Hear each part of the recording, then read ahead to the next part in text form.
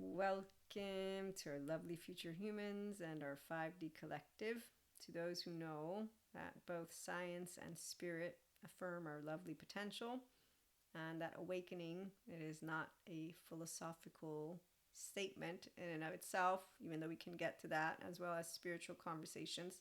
It's all about how regulating the capacity for you to regulate your nervous system and bringing to you human awakening, human evolution, human consciousness, many different words and many different years.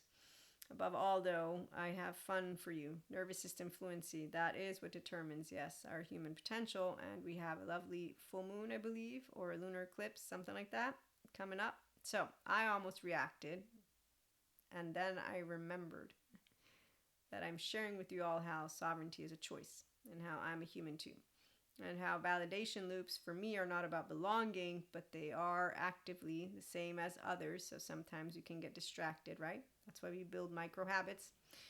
Two, luckily for us, these are the kryptonites for those who won't be back at IHP and who don't use the journal prompts from the PayHip store or the mindset practices because they don't want to and because they also don't self-reflect and then grow. They ruminate and find those who pat them. So their validation loops are, we belong, here's the flat earthers, and they don't therefore learn to emotionally regulate. Under pressure, they say, I don't want to do resilience.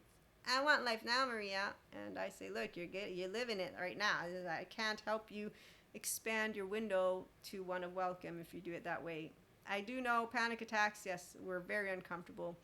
I'm not joking or choking, but I did say to myself, this is the best of the torture to get to the rainbow body than what I'm seeing out there since I was a teenager to when I got to college to then when I got to Twin Flame and Flames and Soulmates and Oversoul, and still right now as I see those who disregard number 3 kryptonite, they follow those who are unembodied intellectual leaders. They even call them authority. I think they're not really any of those words, but I understand that they are people who lack integration. They model epistemic laziness, so they model idiocy. Excuse me. They say they know everything and they disregard the nervous system sovereignty piece of how embodied brains are made. So they amplify polarization. In fact, they use tribal certainty, which those who want the validation loops enjoy. They're a special group. They manipulate emotional charges, but they also have them, and that's why they're all adaptive child parts people. So the adaptive child part, Terry Real's words, basically protects the small child with the core wounds. And you will notice, I've noticed it myself, that they have the same pattern of all of the dysregulated.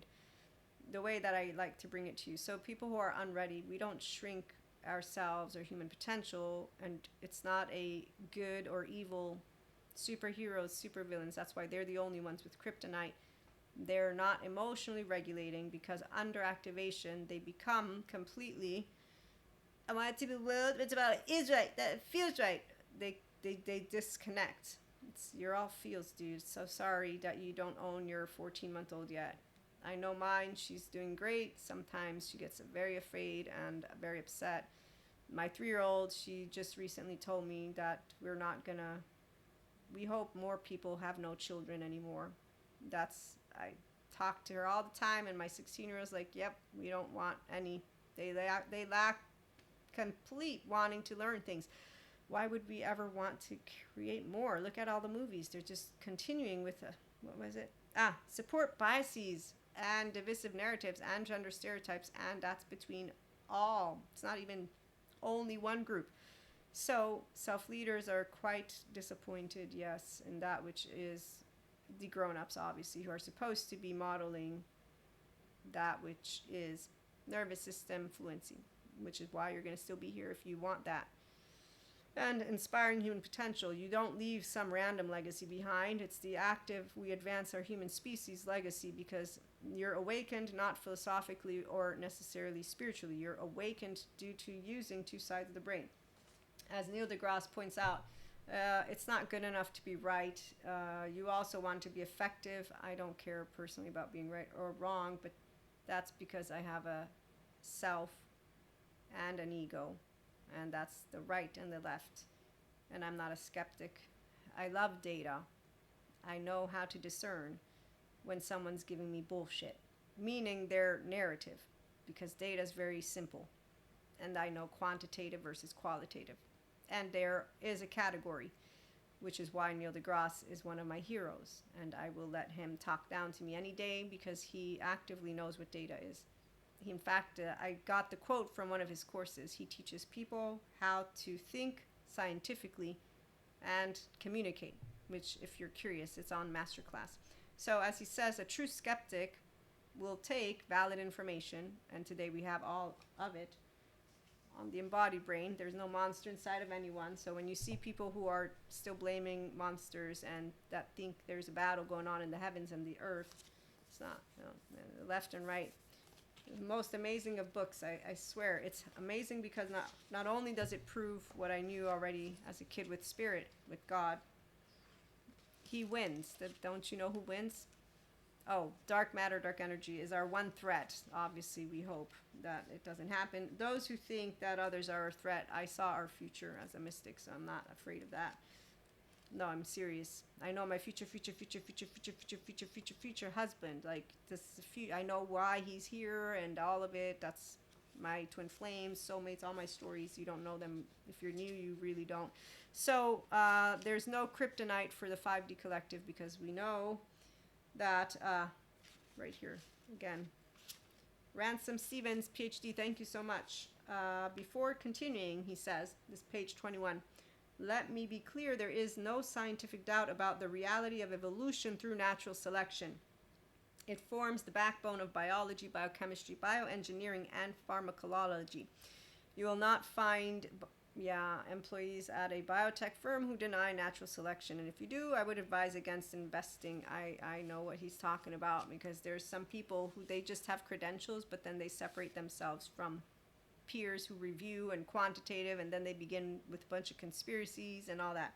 So here's where this great right here. Your left brain is a fascinating child. That's what happens when the 3-year-old stays whole, ego, and the self too. So the right brain indulging parent. I'm not my parent. I'm Maria, and I don't indulge because that's the part of why self leaders don't shrink from the unready. As a teenager, I asked for homework on Friday. That's why I get irritated with the pseudo-intellectuals, because I know what data is. It's also, I'm not a skeptic. I don't have skepticism, not because I'm not aware of people who can lie. It's because I know how to discern. Because we're all a nervous system. When you have a good gut, I'll explain, you can't spank me. It's my body. That's me to my mother at 3. So when you're a differentiated self, there's no monster at home. You're the bossy one of the 2 twins. You have no aloneness, so I'm not afraid of being rejected. I have no core wound. It's ha ha ha ha, you can't disown me. That was me at 8 after being broken free from effective realism. I almost reacted, and then I remembered sovereignty, integrity, breathing, self-regulation. It's a choice. Yes, left brain, don't become a delusional idiot, and right brain, don't become too much of a judgmental asshole. I'm still working on my edge. So my teenager, she gets really irritated with pseudo-intellectuals, and then she does not care to prove anything right or wrong because I really don't have time for it. I'm just saying some people have time to want to do that. I'm in favor of the art of loving and unconditional love. So you do you, I do me. We're in great company, but also really you. Wait for it. Hold on. So let me conclude. As Neil deGrasse points out, those who are skeptic, once they get valid information, they will say, I've changed my mind.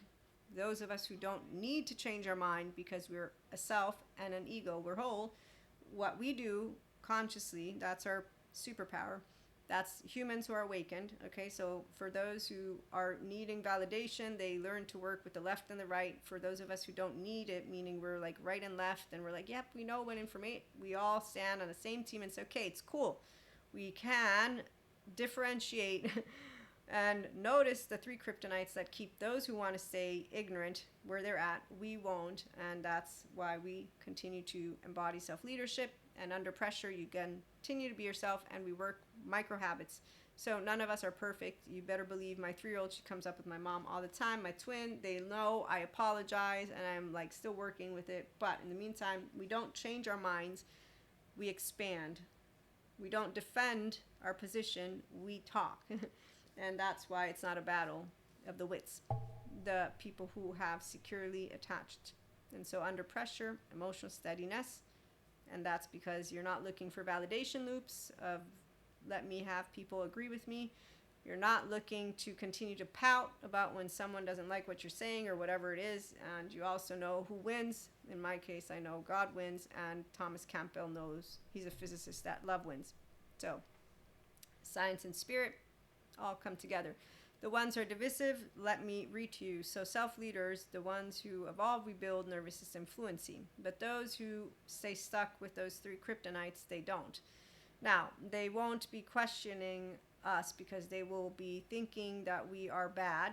Number 1, they put us in the bad group. They also don't believe in trauma education. They don't believe in any of that which is the body. In fact, it's hilarious. They also don't believe the body, the brain, the mind is something that you can work with. So in the meantime, I get to share with you books. This is amazing for sociologists who know everything. We get to, universal truths. So that's one. This is amazing. Integrated Brains Love Interpersonal Neurobiology. I love Dr. Dan. It's amazing how much you can learn about the self and the securely attached category. Restored embodiment. That's what you are, and we don't complain about resilience. That's why the journal prompts and the mindset practices on the PayUp store. You already do it. I do it all the time. I almost reacted, and then I reminded myself, how do you want to show up?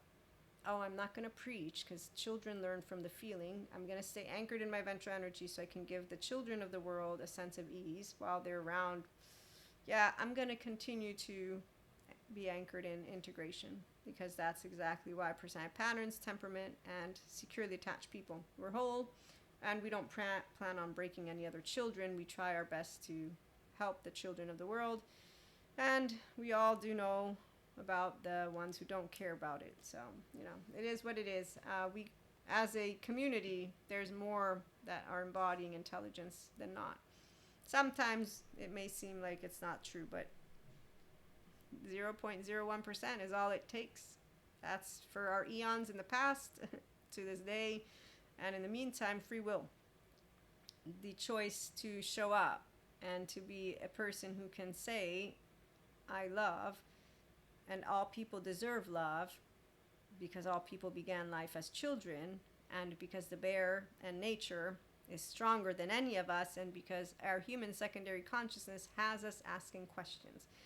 And when you're in a safe body, you do know that those who are leaders of themselves and who can lead others will not reduce themselves in order to be understood. So we will not use our hands. We will not use bad manners. We will not be arguing because we don't need to. We will put a hand on our chest and remember what every core wound is, basically. The gist of it. All human beings want to share a life of meaning and connection with others, but if they didn't get loved that way, their body doesn't know self-regulation. So you put a hand on your heart, and you do remember. I remember because my good Christian Catholic catechist taught me, and they asked me, you don't have to promise, you don't have to confirm, Maria. I said, no, I confirm. And being rejected because I'm a mystic and a Reiki master and a Akashic record reader and everything that is within the Claire community, it's okay. I'm okay to be rejected by tribalism mentality that doesn't support that which God created, because all of his children are perfect. So when you hear the kingdom of God is within you by Jesus, those words, and then you hear how science confirms that every person can become their A game, you don't have questions. And no, God doesn't need science. But you better bet if someone's confirming what God created as awesome and you're denying it and you're giving explanations that have people be divisive, well, again, nobody needs to actually be against the religious stuff or the spiritual stuff. The people who divide it, there's charges.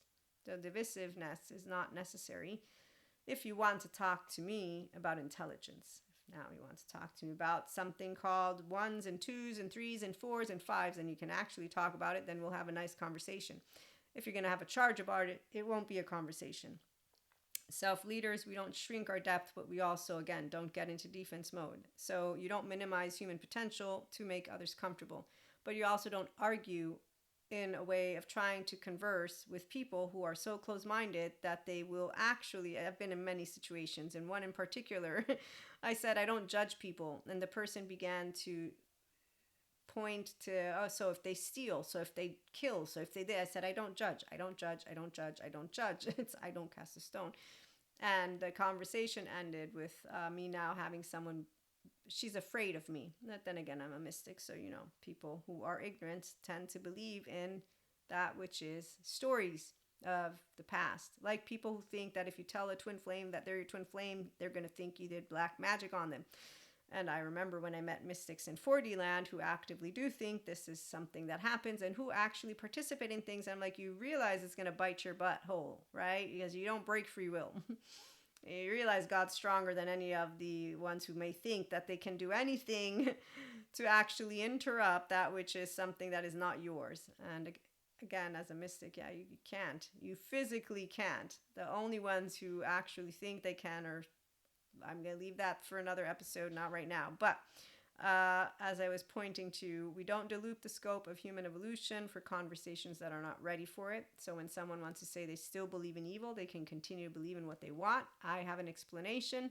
All those human beings, they need help. They don't want it. And so we know where they're going to be at. And that's why, while we are capable of knowing exactly what human awakening, evolution, and potential can become, those individuals, they don't slow us down. They definitely give us, though, the opportunity to choose how to show up. So you choose to hold to your sovereignty, nervous system fluency, emotional awareness. Under pressure, you don't become reactive. You don't become small-minded. You don't become a person who is either arrogant as a buffoon, nor do you become ill-mannered to the point of becoming a judgmental asshole in a way of actually being judgmental towards another human being, because those are all manners and mannerisms of a closed-minded person who lacks not the capacity to notice themselves, where we do. So we're capable of emotional regulation under pressure, which is why you don't go and shame anyone, because really you also know you cannot shame someone out of ignorance or out of shame. You are going to be integrated with information instead of polarized or divisive. If you're a self-leader, you are also going to enjoy complexity. You enjoy learning instead of tribal certainty. Believe me, as a teenager, I met ignorant girls and boys who I taught sex ed to because I got taught it. I got to become a woman in college, and then later on, and still now, as I get made fun of with the polyamory community and that entire bit. And I just think, wow, tribes, tribal. I mean, I'm cool with the tribes, but I'm just thinking medieval times, anyone, like you like, if I only could let them understand when someone who's intellectually savvy with emotional empowerment sees people acting like, have you ever seen Braveheart? I watched it once or twice. Yeah, it's disgusting. So when I see disgusting behavior, it's because I'm seeing the masses rally together, and I think of ignorance, and I don't think, wow, let me copy your mannerisms. I think, wow, you really don't understand what it means to be a person who can use your embodied brain.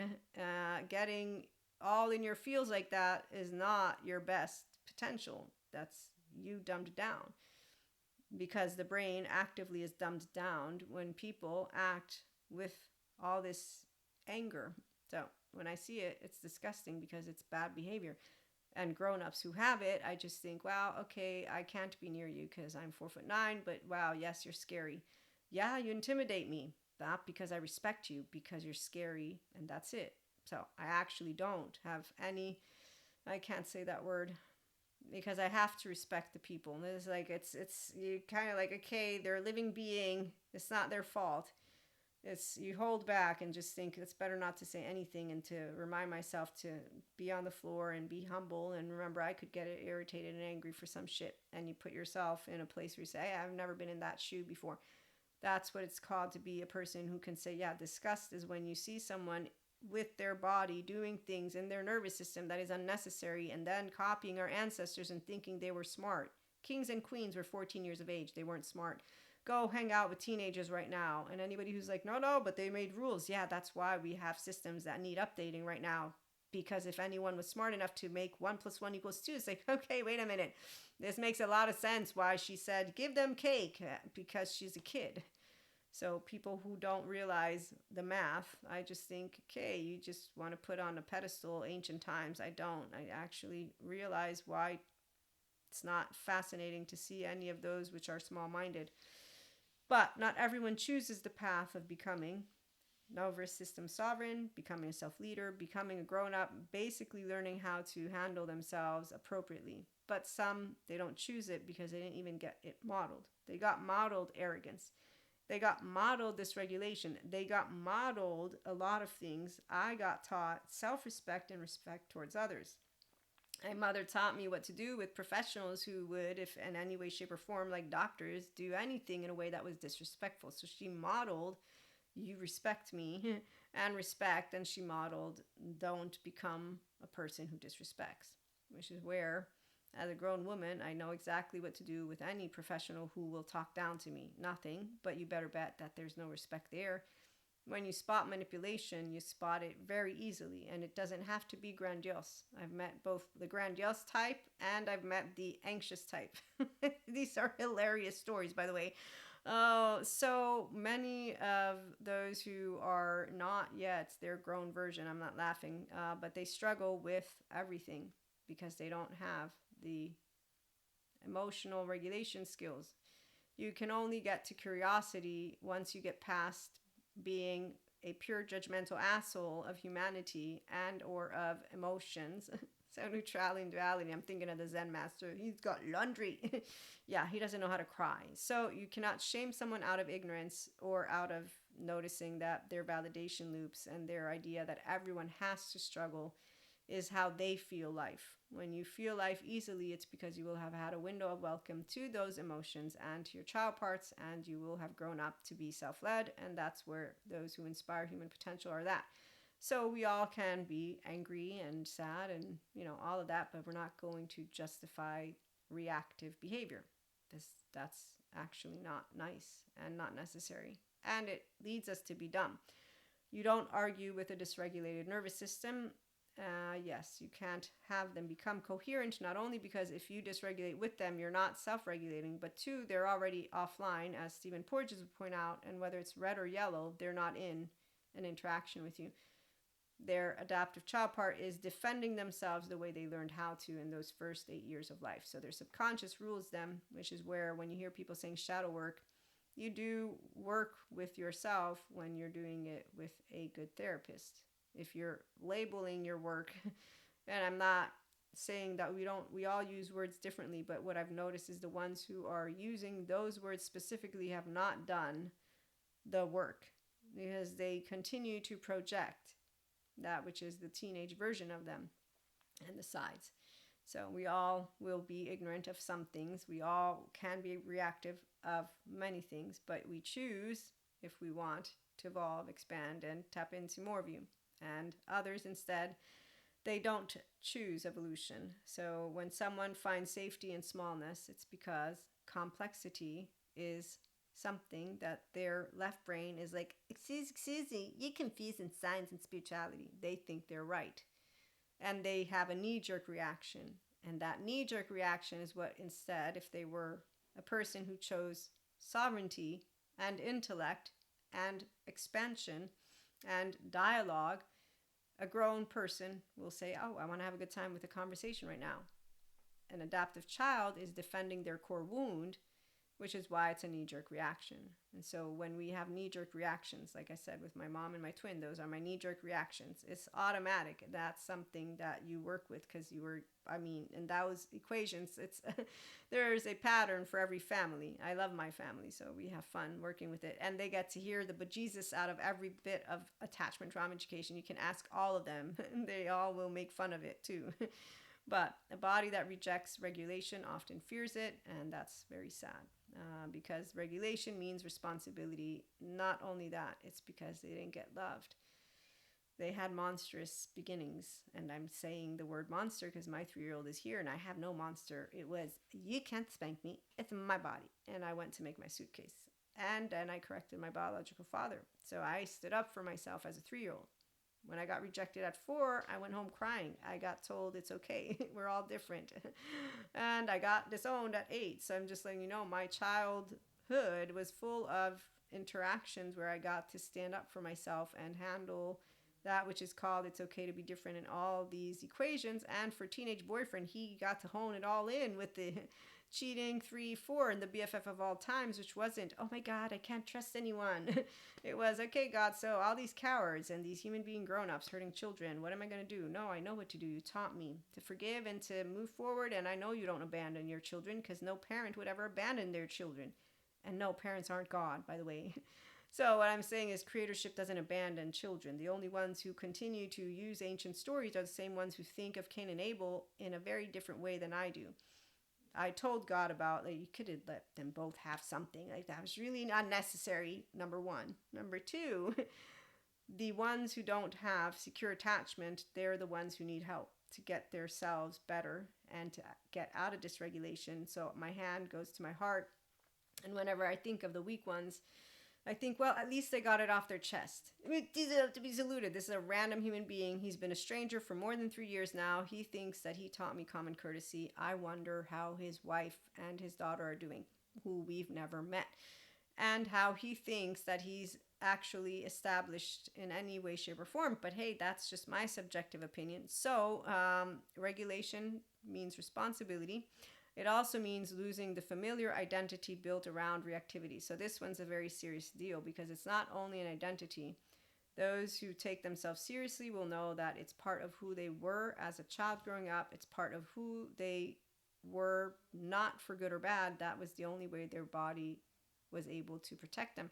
This is the part that makes Patrick Tian, I love this man. He's a childhood trauma therapist, and I love that he's there for the community who needs him, because I can only imagine if I realized that my entire childhood was ripped away from me, that there's things that I would never have done, things that I continuously feel like just so mad that you ripped away of half your life.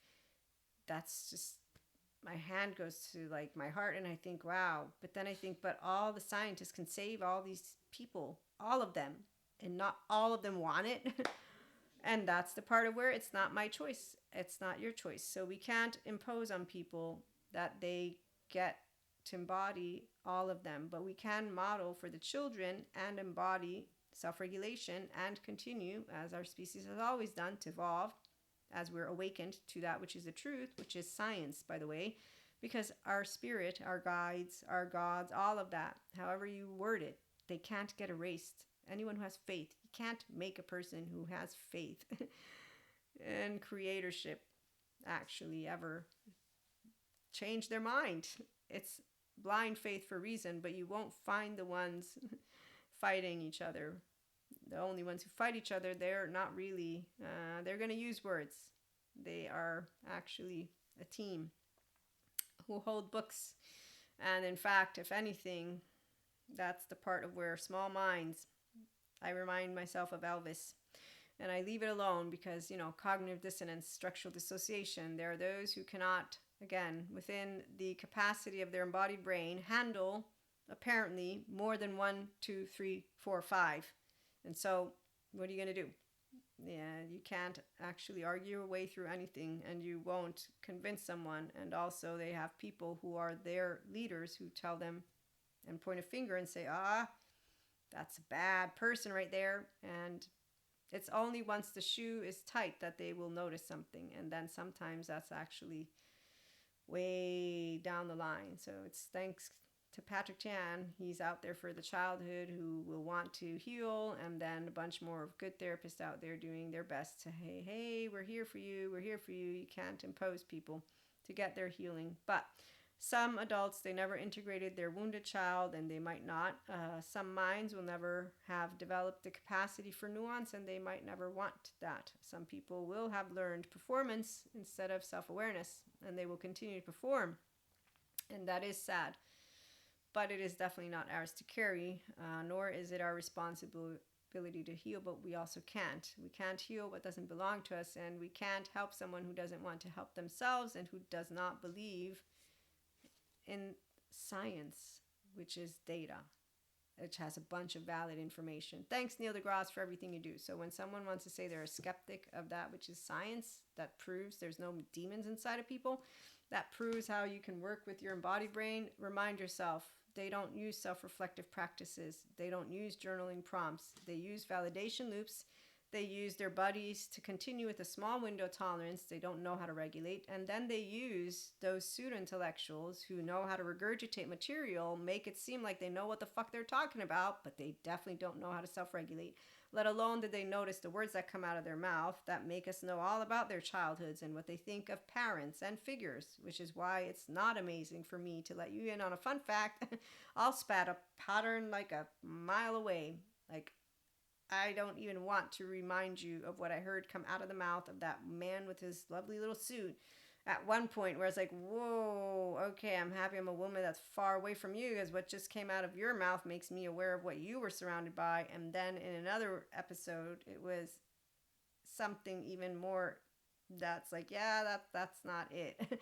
You obviously don't know who God is, and humans are all in flesh. Doesn't matter what their role is or not role. They're all just like us. They're all the same. So the woman, yes, that was wedding bells. There's no wedding bells after fucking. No wedding. Sorry. You're actually trash for the ignorant ones. For smart men and women, we really don't think of fucking and wedding. It's just not something that is like, so yeah. But then again, I forget. There's a bunch of people right now. I'm reminding myself of something. So I need to stop, because I'm just like, there's just too much of that which I was shown as a teenager. People that were teenagers not wanting to have homework on a weekend. And I'm like, I love learning. Why would you not want homework? Like, that doesn't make sense. So it's not our responsibility to share with people that they can be their own expanded version. Every human being owns their mind, their body, their nervous system, and their evolution. It's free will at play. So we'll embody and model what we can, but we won't impose. We'll regulate and stay connected, and we definitely will not react and disconnect. We'll do our best to be aware, and if there is reactivity, you apologize. We stay whole under activation, not because it's easy, not because it's hard, because it's aligned with who you are. You feel expanded. You're not changed. You are more of who you are. You choose not to shrink yourself. You choose not to become arrogant. You can be irritated. That's why there's a difference between irritation and then being able to own it and know, yeah, I'm different. My body's different than your body. But I know that we both have the same capacity, the same potential to have nervous system fluency. Just I got an easy start is what I'll say. That's how people like to put it. Yes, I got an easy start. It could be my glials. It could be my twin, my implicit memory. So, as I love to conclude, we will embody and model depth for the children, perceiving us as sponges and watching. We will embody and model integration for those who are ready and want to welcome their own. We will embody and model what humanity is capable of when self-led, with wholeness and secure attachment. We already do, some of us, and it's an everyday practice, and we will not continue to have monsters inhabit that which is our world. Yes, luckily we always expand. Our species doesn't digress, it moves forward. And the unintegrated child parts of those who are dysregulated and who continue with their maladaptive patterns, well, they actually have this thing called distress. So we're not going to be carrying the weight of the shoulders, the weight of the world. That's one of those stories. We just know why some people won't make it into eustress, and then we know that tomorrow is another day. But the future is beautiful, because as science does prove that which is our embodied brain and how it works, it continues to prove it. That's why it's not a bullshit story. The bullshit stories are for the children who play small-minded and need a good team and a bad team, because that's how they've decided to justify every single bit of how they handle things. And then if you just go watch how much is on TV and how many, again, since I was a teenager, they're not wanting to learn. I don't know why. I still don't understand, because there's only so much entertainment I can handle before it's like, okay, I love to learn stuff, but that's my subjective interest. So everybody has different interests, and that's the part. At the end of the day, thanks for stopping by. We will have maybe some more episodes at some other point throughout the week. We have a lovely lunar eclipse coming up, or full moon tonight. It was out there before. And so with that being said, have a good one.